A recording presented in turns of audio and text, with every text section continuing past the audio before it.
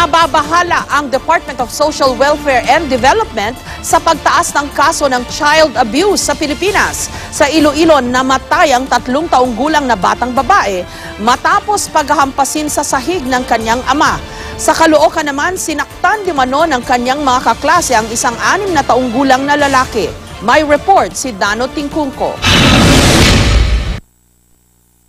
Sa labas ng La Paz District Police Station, nakuna ng CCTV ang walang awang paghampas ng isang lalaki sa isang bata sa sementadong sahig. Ang suspect ang mapa mismo ng 3 taong gulang na biktimang nakilalang si Julie Ann. Sumaklolo ang lola ng bata at agad siyang isinugod sa West Visayas State University Medical Center. 2 araw naging kritikal ang kondisyon ni Julie Ann. Sa tindi ng sugat na tinamo niya sa ulo, namatay ang biktima.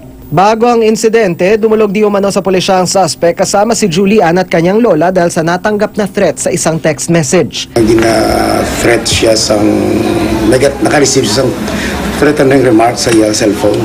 Bigla na lang daw na nagwala at sinaktan ng suspect ang kanyang anak. Ayon sa investigasyon, posibleng may diferensya sa pag-iisip ang suspect. Panumduman niya, barbidad, ano na ba de bear o something, amo lang na bala nga, do ka magaan kuno, ti uway siya kabalo kung nga agin lang po siya to. Ti subong nga pamangkot sa kung diin ang bata, at tigin hambala namon nga okay lang ang bata. Hindi pa man lumalabas ang resulta ng pagsusuri sa suspect, ayon sa isang psychiatrist, malinaw na wala sa katinoan ang may gawa ng pananakit. It's bizarre, it's morbid, yung behavior na yun, talagang out of the normal, hindi ng norm for a father. Ang nanay ng biktima wala raw plano magsampa ng kaso laban sa suspect. Ang paniwala niya kasi posibleng inatake ng nervous breakdown ng ama ng bata. Balido ang mabuot na siya nga may caring, tapos ginaya bata kung kisagan siya pa ng gano balado halos parang hindi inaya pagpakagat niya sa lamukya. Gayon man, plano magsampa ang pulisya ng kasong parricide laban sa suspect.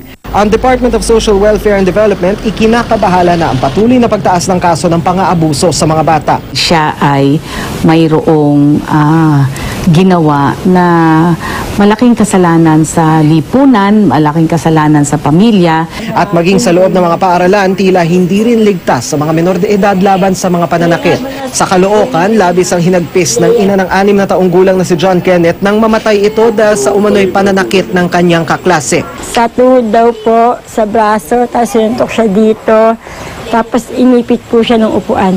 Binantaan daw si John Kenneth na kung magsusumbong sa kanyang mga magulang, babalikan umano siya ng kanyang mga kaklase. Pero ayon sa doktor, isang namamanang sakit na nakakaparalisa sa iba't ibang bahagi ng katawan ang ikinamatay ng biktima.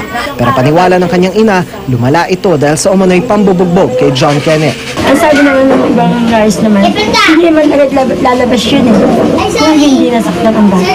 Sa ilalim ng Anti-Bullying Act of 2013, responsibilidad ng pamunuan ng paaralan ang pagpapatupad sa polisiya kaugnay sa anumang uri ng pananakit, pati na ang pangangasiwa ng investigasyon. Tungkulin din nilang ipagbigay alam sa kinauukulan kung dapat managot sa batas ang matutukoy na suspect.